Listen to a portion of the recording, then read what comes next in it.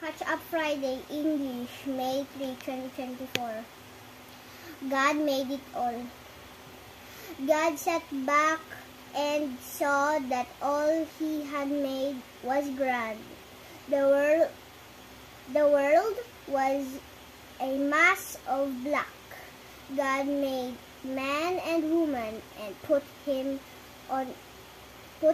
in command.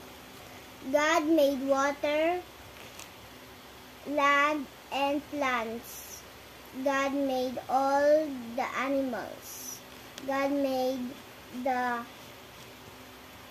sun, stars, and moon. Post-reading activity. Draw things around you that God had created. First, people. Second, trees. And third, raindrops, water.